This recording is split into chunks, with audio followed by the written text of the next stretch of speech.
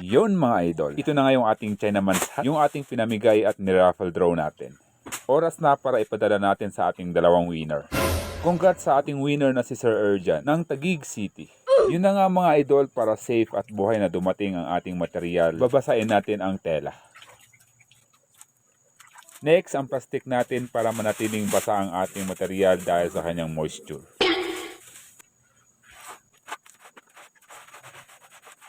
Huling hakbang natin ang may lagay siya sa kanyang box.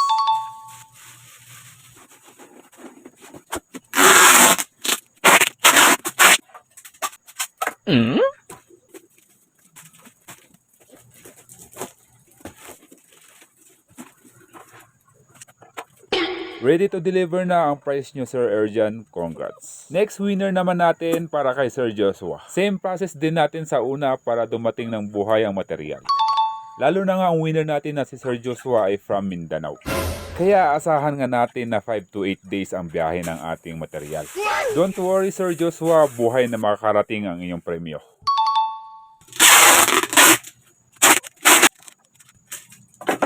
Sa ating mga supporters, maraming salamat sa pagsali. Sa mga hindi pa nabibigyan, maraming pa tayong mga palaro. At yan ang may papangako ko.